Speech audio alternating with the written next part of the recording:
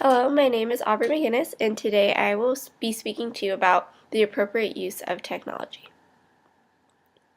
I believe that there are three ways to go about using technology appropriately. The first way is to make sure you use safety.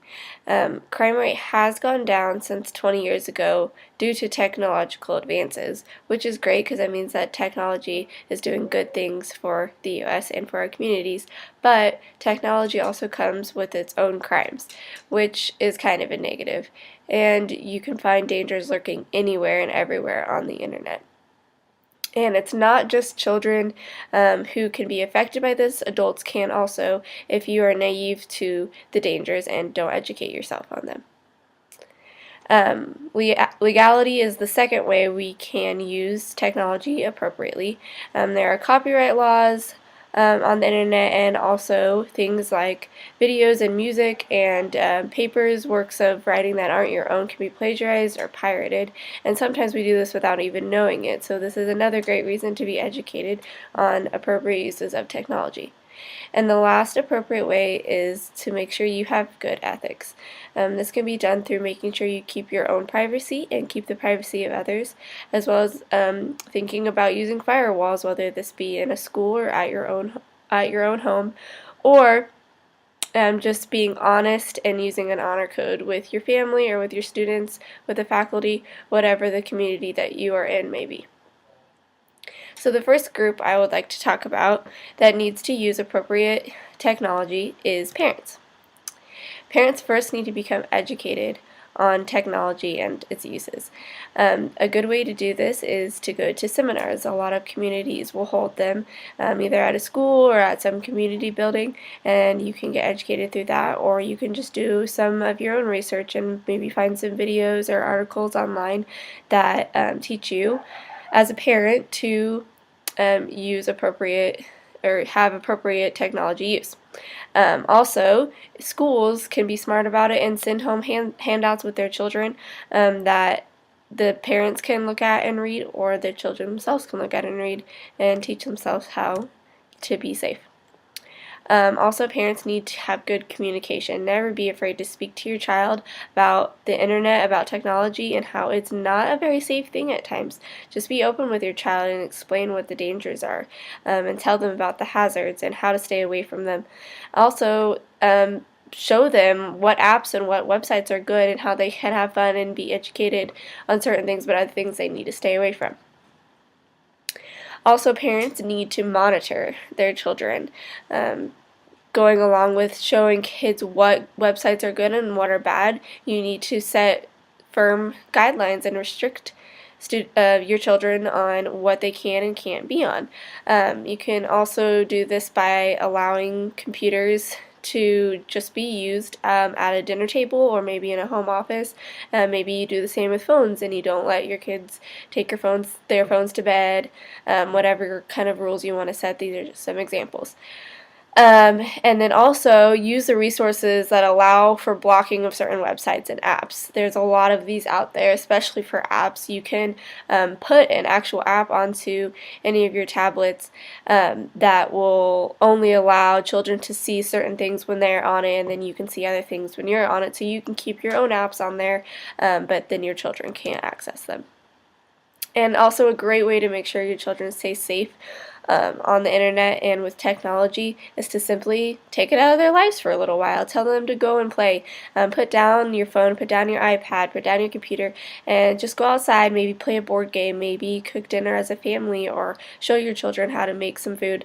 Those are great ways to ensure that children are being safe when it comes to technology. The second group I'm going to talk about is teachers. The first way that teachers can be educated on appropriate use of technology is to begin incorporating it into their curriculum. Now, this doesn't have to be a difficult thing where you set aside a whole day to teach a lesson to your children about safeties and legalities and ethics, but so it can be simple, like putting it into the curriculum and just making some kind of lesson plan that includes safety. For example, if you are a higher ed teacher, you can have your students get onto some kind of picture editing resource and take a picture and edit it to look a different way, and then tell your students that this is what people sometimes do on the internet, to pretend to be someone else or to make themselves look different, which can get people into danger. Maybe for a lower level education course, you could have the students put on a puppet show and pretend to be someone else by using their hands as characters, and then explain to them that sometimes people will get onto the computer and pretend to be someone else. They may look like, who you think you're talking to, but they're really hiding behind the computer and pretending to be someone that they're not. And then also demonstrate safety, how you can avoid these things along with the dangers. A great way to ensure that children are learning this is just to repeat and repeat and repeat. Make sure you post the rules of your technology use clearly next to the computers or the iPads or whatever technology you're using in your classroom.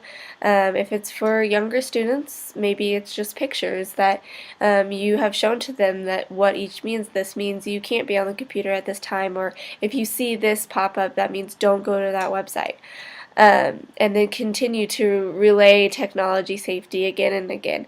And any chance you get, just tell it to the students and maybe have them communicate with each other or come up with some kind of activity where they have to point out what things they do on the computer and what things they shouldn't do on the computer.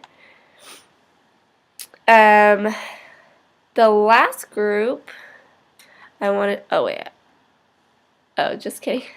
The last thing I want to talk about for teachers is that they can use the whole school to get together and practice safety. Everyone can be in maybe a pep assembly or maybe some kind of rewards assembly where they encourage the students to be safe and they get rewards for doing such a great job at that. And then now the last group of people I want to talk about is, of course, students. Today we are experiencing 21st century technology.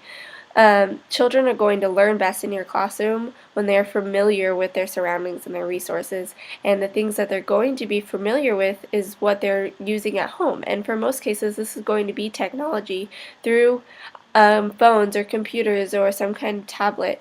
They use this all the time at home, so when they come to school they're going to expect to see the same thing, and when they are familiarized with that, they're going to be excited and want to learn because they know what they're working with. I think sometimes teachers can be discouraged and kind of shy away from technology because it can be complicated, or they don't know about the safeties or how to even use something that's put into their room. But this is totally the wrong way to go. It's really easy. You can go to any kind of seminar to learn technology and also learn dangers and safeties of it.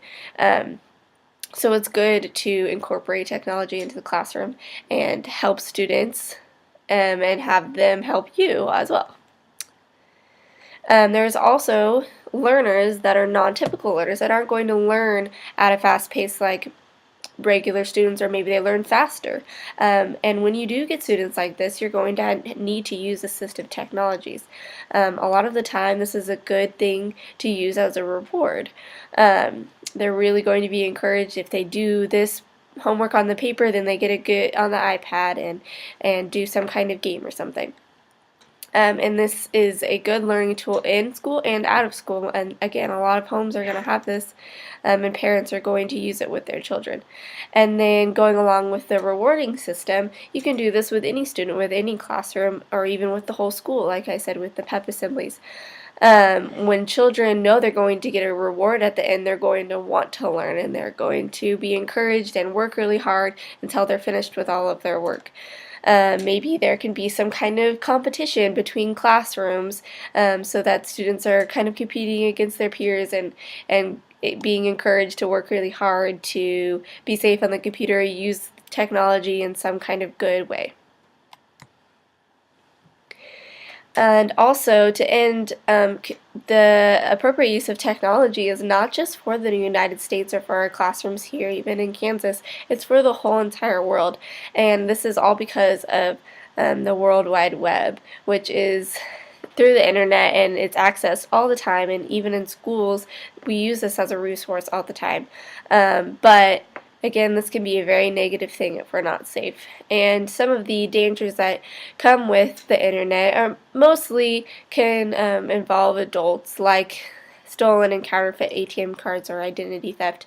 And this is where adults need to be educated on the appropriate use of technology and being safe, because this is something that happens fairly often and sometimes without even knowing it for a while. And once this person has either taken your identity or begins to steal money from you, it can be very difficult to catch them if they are out of the country or if they were in the United States and then left the country.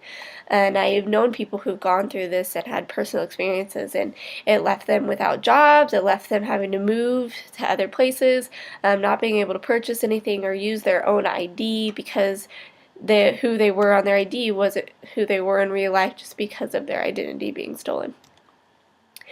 The good thing is that there is an organization called G8 24-Hour Network for High-Tech Crime, and this is a group of countries, including the United States, that has come together to try to protect people and protect everyone on the internet from getting their identity stolen or getting money stolen. Of course, it still happens a lot, but this is just helping just in a little way to begin to protect us. And then we can also help ourselves by being educated in all of the previous and passing it down to teachers and to students, and then also to your whole community. Not just people who have children need to know about this. It's good for anyone and everyone that uses technology on a day-to-day basis.